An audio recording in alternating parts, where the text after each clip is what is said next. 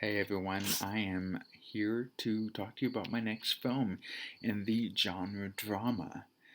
So this next film came out in 2003, and it was a film that I used to own on DVD before it disappeared in a stack of DVDs. But I just recently repurchased it as a digital copy because I knew that I enjoyed the film and would be happy to have it back in my collection. So the movie is Monster, um, directed by Patty Jenkins, also written by Patty Jenkins. She is quite known for having directed Wonder Woman in 2017, and she is also the director of the new Wonder Woman, 1984, that hopefully we will be seeing in the next year. Uh, this film is a biographical crime drama. It is based on a true story um, after the notorious female serial killer from Florida named Eileen Wuornos.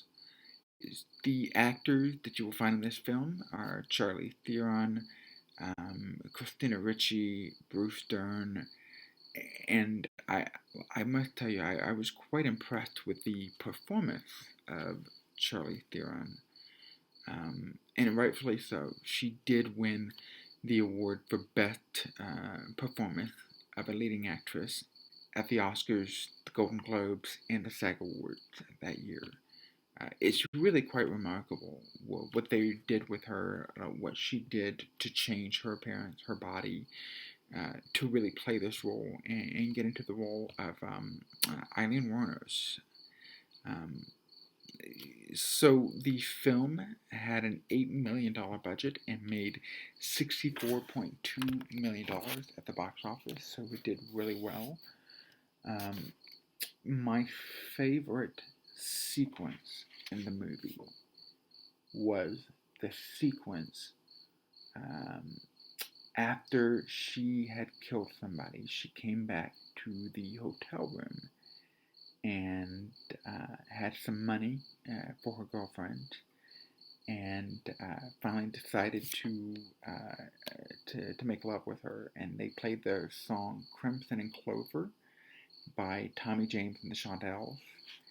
And I think the part that really stands out to me the most, that I'll always remember, is right after that scene. They're in the car, and I can remember um, Lee. That's what they call her in the movie.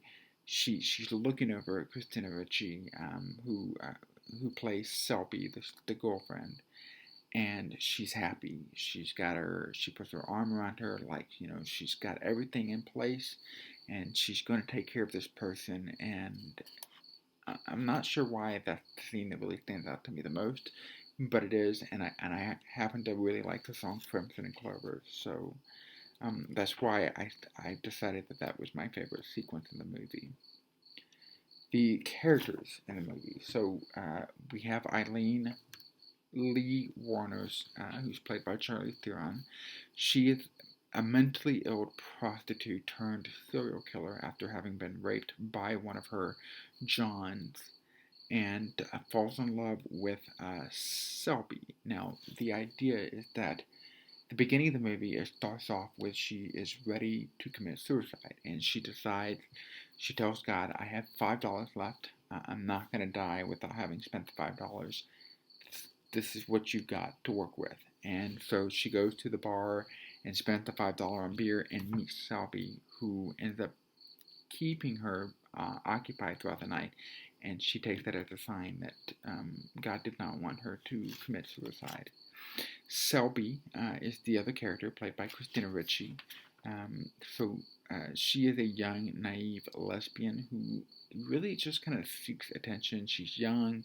She's living with her aunt and uncle because she had been shunned by her father, but now her father wants her to come back because he has a job for her, and she doesn't quite want to go back. She wants to stay because she gets to go out and kind of be who she is, and she's starting to fall in love with Lee.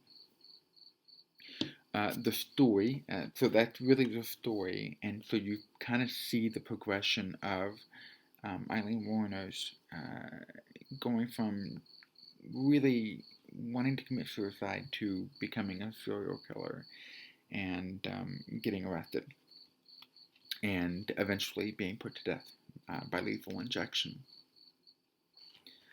Some of the themes in this movie include love, right and wrong, mental illness. You do see some of that. Search for oneself, which is my personal favorite, and really survival as well. What she has to do to survive and sort of keep what she believes her dignity. Um, I I really remember the first time I saw this movie, and it really kind of had an impact on me. I was taken back. This was really about the first time that I felt like I felt bad for her. I know with serial killers, we don't generally want to feel bad for them, but the film really played it off like she ended up being a victim of rape, and this led her down that path. On my collector's app, I gave it a 5 out of 5 stars, mostly because of the performance. Um, it isn't the best story, but honestly, it's probably one of the best performances I have seen. Charlie Theron will blow you away. I do recommend this film. It's not for the lighthearted. If you do watch it,